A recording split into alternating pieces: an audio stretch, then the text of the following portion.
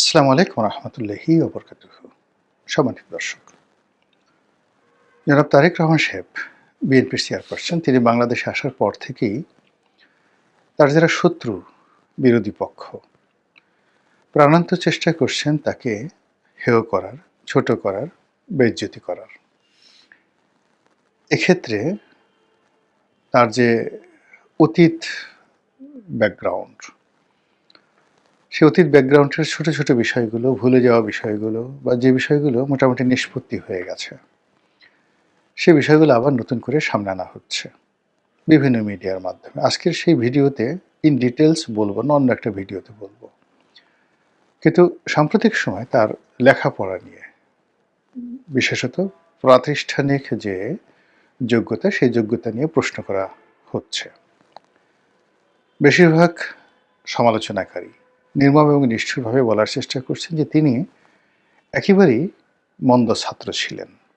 মানে ভালো ছাত্র তো দূরের কথা, মন্দ ছাত্র বলতে যা বোঝায়, ধরুন লেখাপড়ার প্রতি ভীষণ রকম অমনোযোগী, তারপর ক্লাসে কখনো তিনি হাজির হতেন না, বা হলেও তিনি একাধিকবার ফেল করেছেন, কোনো কিছু শেখার ব্যাপারে তার কোনো রকম আগ্রহ ছিল না, এবং প্রায় সব ক্লাসই তিনি ডাব্বা মেরেছেন। এইভাবে ধাক্কাতে ধাক্কাতে অনেকগুলো স্কুল, কলেজ এগুলো সব পাড়ি দিয়ে তারপর তিনি সাকুল্যে এসএসসি অর্থাৎ ইন্টারমিডিয়েট পাশ করেছেন। আর সেই ইন্টারমিডিয়েট পাশ করতে গিয়ে অনেকগুলো কলেজ এবং অনেকগুলো যাকে বলা হয় স্কুল তিনি সেখানে তাকে পরিবর্তন করতে হয়েছে বলে তার যারা অনেক শুভার্থী পরিচয় দানকারী, মানে কেউ হয়তো বলছেন আমি তার কুটুম্ব হই, কেউ বলছেন আমি তার আত্মীয় হই, কেউ বলছেন আমি তার ক্লাসমেট, ইত্যাদি ইত্যাদি আরও নানা কিছু। তো এগুলো নিয়ে নানা রকম বিতর্ক চলছে এবং সবাই বলার চেষ্টা করছেন যে এর হাতে যদি রাষ্ট্র পড়ে, সে রাষ্ট্রের সর্বনাশ ঘটে যাবে, আর এ যদি প্রধানমন্ত্রী হয় তাহলে আমাদের আর ইজ্জত বলে কিছু থাকবে না। এনসিপির নেতৃবৃন্দ থেকে শুরু করে, মানে এই তরুণ প্রজন্মের যারা নেতা তারা থেকে শুরু করে একেবারে বুড়া বুড়া দাড়ি চুল যাদের পেকে গেছে তারাও তারেক রহমান সাহেবের শিক্ষাগত যোগ্যতা নিয়ে নানা রকম প্রশ্ন তুলছেন। আজকের এই ভিডিওতে আমি একটি শব্দ তারেক রহমান সাহেবের পক্ষে বলবো না, কিন্তু আমি শুধু যে জিনিসটা বলতে চাই সেটা হলো রাজনীতি এমন একটা বিষয় যে বিষয়টি মূলত রাজরক্ত বা রাজনীতির লিগেসি, এই দুটো বিষয় লাগে। যেখানে রাজতন্ত্র রয়েছে সেখানে রাজার রক্ত থাকতেই হবে। এমনও ঘটনা ঘটেছে, তারেক রহমান সাহেব তো এখন 60 বছরের একজন পৌর মানুষ, ইন্টারমিডিয়েট পাস, অ্যাটলিস্ট তো মানে কলম দিয়ে দস্তখত করতে পারেন।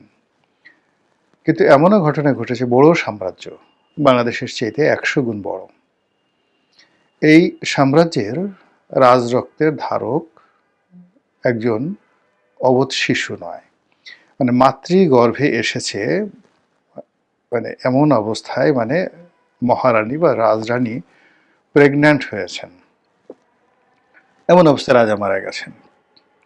ওই যে প্রেগন্যান্ট হয়েছেন তাকে প্রতিভূ মনে করে রাজসিংহাসন খালি রাখা হয়েছে, রাজকর্ম চলেছে।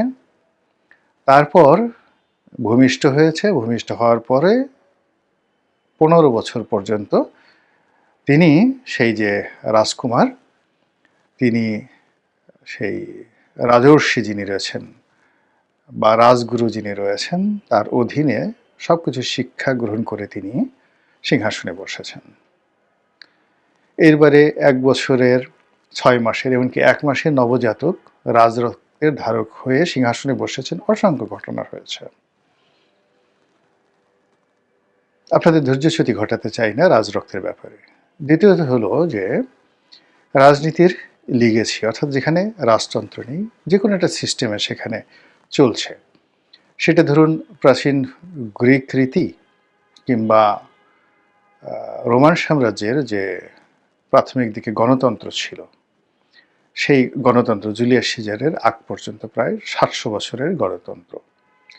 তো সেই গণতান্ত্রিক সিস্টেমে দেখা গেল যে সিনেটর যিনি হচ্ছেন, কনসাল জেনারেল হচ্ছেন, সবারই একটা পারিবারিক ট্র্যাডিশন লাগতো। তো সেই এলিট পরিবারতন্ত্রের বাইরে গিয়ে কখনোই ৭০০ বছরের যে রোমান ডেমোক্রেসি, সেই রোমান ডেমোক্রেসি কখনো যেতে পারেনি। একইভাবে ইংল্যান্ডে টিল নাও, এখন পর্যন্ত ইংল্যান্ডের যে অভিজাত সম্প্রদায়, রাজনীতি ঘুরে ফিরে তাদের মধ্যেই আছে। বাইরে থেকে হয়তো আশ্চর্যজনকভাবে কেউ হয়তো আসেন, কিন্তু এদের সংখ্যা কোনো পার্সেন্টেজে পড়ে না। সেখানে লর্ডসভার সদস্য কিংবা হাউস অব কমন্সের যারা সদস্য হন, অলমোস্ট সবাই একটি পারিবারিক লিগেসি ধারণ করেন। এছাড়া সম্ভব নয়।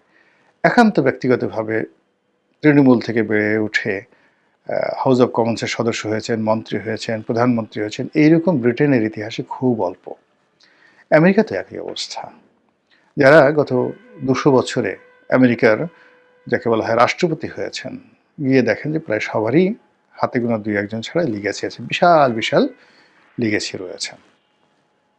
তো কাজেই যারা বলছেন রাজনীতিতে খুব বেশি শিক্ষা দীক্ষা লাগে, আপনি দেখুন যে আমাদের অতীতে যারা খুব সফল রাজন্য ছিলেন এই স্বাধীন বাংলাদেশে, বঙ্গবন্ধু ওয়াজ এ জাস্ট নর্মাল গ্রাজুয়েট, সাধারণ গ্রাজুয়েট ছিলেন। তারপর তিনি এলএলবি পাশ করেছেন কিন্তু প্র্যাকটিস করেননি, বা এলএলবির ছাত্র ছিলেন এরকম। ঢাকা বিশ্ববিদ্যালয়ের ল বিভাগে তিনি ভর্তি হয়েছিলেন। এরপরে যদি আপনি ধরেন জিয়াউর রহমান সাহেব, তো আপনারা জানেন যে জিয়াউর রহমান সাহেব যখন মানে সেনাবাহিনীতে ভর্তি হয়েছিলেন, ওই সময়টিতে সম্ভবত মানে এসএসসি মানে ম্যাট্রিক পরীক্ষা দিয়ে বা মানে সেনাবাহিনী কমিশন র্যাঙ্কে যাওয়া যেত। এখন ইন্টারমিডিয়েট পাশ করে সেখানে যেতে হয়। তো এখন ইন্টারমিডিয়েট পাশ করার পরে যদি এখনকার জমানা ধরি, তাদের জমানা বাদ দেন, ইন্টারমিডিয়েট পাশ করে ঢুকেন এবং সেনাবাহিনী যে ২ বছর ২৪ মাস তারা ট্রেনিং দেয়, এই সময়টিতে তাদেরকে একটা গ্রাজুয়েশন সার্টিফিকেট দেওয়া হয়। তাহলে কি হলো, এরশাদ সাহেব এবং জিয়াউর রহমান সাহেব হায়েস্ট গ্রাজুয়েট ছিলেন। শেখ হাসিনা প্রধানমন্ত্রী হয়েছেন, তিনি নর্মাল পাস কোর্সে বিএ পাস করেছেন এবং তারও রেজাল্ট খুব বেশি ভালো নয়। তারপরে মাস্টার্স করেছেন বাংলাতে ঢাকা বিশ্ববিদ্যালয় থেকে। আর বেগম খালেদা জিয়া শুধুমাত্র এসএসসি পাস।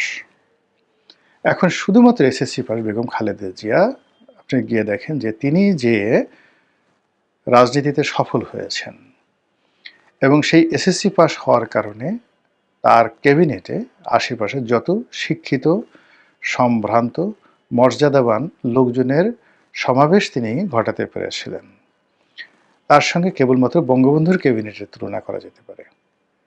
অর্থাৎ যে কোনো ক্যাবিনেটের চাইতে বেগম জিয়ার ক্যাবিনেট লেখাপড়া জানা, শিক্ষিত, সজ্জন, রাজনীতি বিশারদ ছিলেন।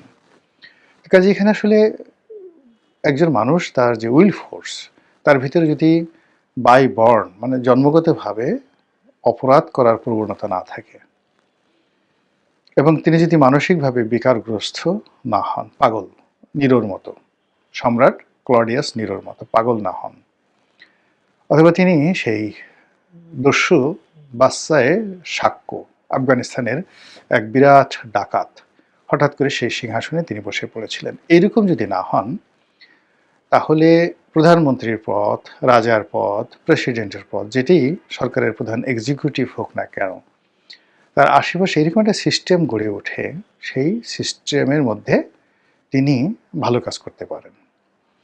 এখানে যে কোনো সরকারের প্রধান ব্যক্তি, তাকে যদি ভালো করতে হয়, সবার আগে তার এ গ্রুপ অফ জুয়েলস লাগবে, 9 জুয়েলস, 10 জুয়েলস বা 12 জুয়েলস। পৃথিবীর সব রকম শাসন ব্যবস্থায় এবং পৃথিবীর সকল অঞ্চলে যারা খুব সফল হয়েছেন, তাদের বড় একটা লাইব্রেরি ছিল, বাইতুল হিকমা ছিল রাজাদের। রাজা হয়তো পড়াশোনাই করতে পারতেন না, কিন্তু তারা অনেক পণ্ডিত ছিল, তারা ওই লাইব্রেরি থেকে তাকে পড়ে পড়ে শোনাতেন। সম্রাট আকবরের ক্ষেত্রে এটা প্রযোজ্য। দ্বিতীয়ত হলো তাদের আশেপাশে মন্ত্রী মিনিস্টার রূপে, আমির উমরা রূপে, উজির নাজির রূপে বড় বড় পণ্ডিত ব্যক্তি, কখনো কখনো বিদেশি বিশেষজ্ঞ ছিল। ইবনে বতুতা যেমন চিফ জাস্টিস ছিলেন, তো ওই জমানাতে তার মতো বুদ্ধিমান লোক খুব অল্প ছিল। কার ছিলেন? মোহাম্মদ বিন তুগলকের।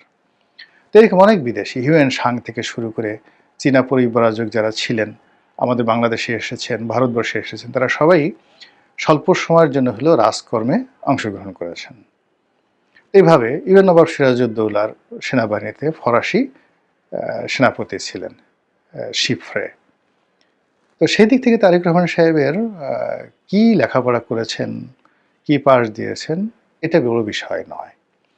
বিষয়টা হলো যে তিনি জ্ঞান এবং জ্ঞানী এই দুটো বিষয় সম্পর্কে তার ধারণা আছে কিনা। অর্থাৎ তিনি মোটামুটি একজন জ্ঞানী, একেবারে মোটামুটি একজন জ্ঞানী, কিন্তু তিনি কারা জ্ঞানী ব্যক্তি তাদেরকে তিনি চিনতে পারেন। তিনি যদি কেবলমাত্র জ্ঞানী লোকদেরকে চিনতে পারেন, এটা তার প্রথম যোগ্যতা।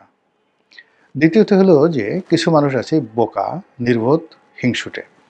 তারা জ্ঞানী লোকদের সাথে শত্রুতা করে, লেখাপড়া জানে না লোক দেখলেই তাদের মেজাজ গরম হয়ে যায়, মাথা খারাপ হয়ে যায় এবং ঝেঁটিয়ে ঝেঁটিয়ে তার রাজ্য থেকে জ্ঞানী লোকদেরকে তারা তাড়িয়ে দেয়। যেমন হীরক রাজার দেশের যে রাজার কাহিনী বলা হচ্ছে ওই রকম। তো তারেক রহমান সাহেব তার আশেপাশে যারা আছেন, আপনি তাদের শিক্ষাগত যোগ্যতা দেখেন, পরিবেশ দেখেন, পরিস্থিতি দেখেন, সেখানে কি মনে হয় যে তিনি কি জ্ঞানী গুণী লেখাপড়া জানা মানুষ তাদেরকে অবজ্ঞা করেন, অপমান করেন, দূর দূর করে তাড়িয়ে দেন, নাকি তাদের একটা সমাবেশ ঘটান? সেক্ষেত্রে তার ইন্টারমিডিয়েট পাস, এটার পরিবর্তে তার স্ত্রী যে অত্যন্ত উচ্চশিক্ষিতা, এবং সে উচ্চশিক্ষিতা মানে মেডিকেল থেকে ডাক্তারি পড়া বাংলাদেশে তো জেনে তেন বিষয় নয়। তার বাবা নৌবাহিনীর প্রধান ছিলেন, মানে জুবাইদুর রহমানের। তো সেখান থেকে আবার ইংল্যান্ডে গিয়ে তিনি ও বাংলাদেশে থেকে আবার তিনি বিসিএস পাশ করেছেন। বিসিএস পাশ করতে জেনে তেন বিষয় নয়। আবার বিসিএস পাশ করে চাকরি করেছেন। বিদেশে গিয়ে আবার উচ্চতর ডিগ্রি নিয়েছেন, সেটা এফসিপিএস ডিগ্রি বা ডক্টরেট ডিগ্রি, যে কোনো একটা ডিগ্রি তিনি সেখানে নিয়েছেন। এবং ইংল্যান্ড থেকে ডক্টরেট করা বা এফসিপিএস করা, এফআরসিএস করা যে উচ্চতর ডিগ্রিগুলো রয়েছে, এগুলো চারটিখানি কোনো বিষয় না, সেই কাজগুলো তিনি করেছেন। তো সেই কাজগুলো করার পরে যেটা হয়, স্বামী যদি ভেগাবন হয়, বেকুব হয়, আমরা যাকে বলি অথর্ব গর্দভ হয়, তো এরকম উচ্চশিক্ষিতা যারা রমণী, তারা সঙ্গতির কারণে উদ্যত হন, অহংকারী হয়ে পড়েন এবং স্বামীকে ছাগলের মতো ঘুরাতে থাকেন। এখন এক্ষেত্রে তারেক রহমান সাহেব এবং বেগম জুবাইদা রহমান, তাদের দুজনের আপনি রসায়ন দেখেন। আমরা তো জুবাইদুর রহমানকে দীর্ঘদিন দেখেছি, কখনই কি তার আচার আচরণে দেখেছেন যে তারেক রহমান সাহেবকে তুচ্ছ-তাচ্ছিল্য করার কোনো রকম ন্যূনতম সিমটম তার বা তার কন্যার আছে? তার কন্যাও তো উচ্চ শিক্ষিতা, তিনি ব্যারিস্টার অ্যাট ল। তো আপনি শিক্ষা এমন একটা জিনিস, আর শিক্ষা এটা মানুষকে প্রচণ্ড অহংকারী করে তোলে। তো সন্তান যদি শিক্ষিত হন, বাবা যদি লেখাপড়া না জানেন, বেকুব হন, তাহলে সন্তানও বাবাকে তুচ্ছ-তাচ্ছিল্য করেন, এতে কোনো সন্দেহ নেই। স্ত্রী করেন, মাকে অনেক সময় শিক্ষিত সন্তানরা ধমক দেয়, তুমি কি বুঝো, চুপ করো। তো সেই ক্ষেত্রে তারেক রহমান সাহেবের সঙ্গে তার যে পারিবারিক যে বন্ডেজগুলো রয়েছে, পরিবারের যে কজনই তার আত্মীয় স্বজন আছে তাদের সঙ্গে তার যে সম্পর্কটা, সেখানে আপনি দেখুন যে তারেক রহমান সাহেবের মর্যাদাটা কি অসম্মানিত, বা যাকে বলা হয় আপনার কাছে খুব অসামঞ্জস্যপূর্ণ মনে হয় কিনা। আমি যতটুকু দেখেছি সেখানে মনে হচ্ছে যে পরিবারের সব লোকজন তাকে ভালোবাসেন, মান্যগণ্য করেন এবং সমাজে চলতে গিয়ে সবসময়ই পুরুষ হিসেবে, নেতা হিসেবে, সম্মানিত ব্যক্তি হিসেবে তার অর্থাৎ তারেক রহমান সাহেবের মর্যাদাকে পরিবারের লোকজন আপহোল্ড করেন। এটা আমার কাছে মনে হয়েছে। তো কাজেই কেবল ইন্টারমিডিয়েট পাস করেছেন বা অতীতে যে কোনো একটা বদনামের সঙ্গে জড়িত হয়ে পড়েছেন, সেটা অনভিজ্ঞতা প্রসূত হতে পারে, সঙ্গদোষে লোহা ভাসে এরকম হতে পারে, মন্দ লোকের সংস্পর্শ মানুষকে খারাপ করে ফেলতে পারে, অনেক সময় শয়তানের ধোঁকাবাজিতে মানুষ খারাপ কাজ করে ফেলতে পারে। কিন্তু মানুষ যদি অনুশোচনা করে, তারপরে শেষে অতিথিদের অভিজ্ঞতা থেকে তারা অভিজ্ঞতা সঞ্চয় করে এবং নিজেকে পরিশুদ্ধ করার চেষ্টা করে, তো সেক্ষেত্রে দেখা গেল যে তার যে আর্ত উন্নয়ন, আত্মশুদ্ধি, ওটি পৃথিবীর জন্য খুবই উপকারী হয়ে পড়ে। মন্দ কাজ এমন একটা বিষয়, যে কোনো মন্দ কাজ আপনাকে আকর্ষণ করবে, সেটা অর্থ লোভ বলেন, নারীর প্রতি আপনার কামনা বাসনা বলেন, তারপরে ঘুষ দুর্নীতি বলেন, ক্ষমতার দাপট বলেন, যা কিছু বলেন। কিন্তু কেউ যদি এই কাজগুলো একবার করে ফেলে, করার ফলে তার যদি একটা শিক্ষা হয় এবং সে যদি বুঝতে পারে যে এই জিনিসগুলো ভালো না, তাহলে ওই লোকের দ্বারা ভবিষ্যতে এত ভালো কাজ হয় ক্ষেত্র বিশেষে, যেটি বলার মতো নয়। তো এক্ষেত্রে যারা বদনাম করতে চান তাদের কাছে যদি এরকম তথ্য উপাত্ত থাকে, তাহলে বলতে পারেন যে না, সেই কাজগুলো সে এখনো করছে। আর যদি তথ্যপত্র না থাকে, যদি বদনাম মনে করেন যে কারো বিরুদ্ধে গীবত করা এটা একটা কবিরা গুনাহ। থার্ডলি হলো যে এখন তিনি কি করছেন? এখন তিনি আ নামাজ কালাম পড়েন কিনা? নিচু ভাষায় কথা বলেন কিনা? ভদ্রোচিত আচরণ করেন কিনা? তো তার পোশাক, ড্রেস কোড ইত্যাদির মধ্যে শালীনতা বজায় তিনি রাখেন কিনা? ইত্যাদি অনেকগুলো বিষয় নিয়ে কিন্তু একটা মানুষকে মূল্যায়ন করা যায়। তো সেদিক থেকে আমরা যে দুর্ভাগা জাতি, আমরা সবসময় করি কি, যে গাছে বসি সে গাছের ডাল কাটতে থাকি।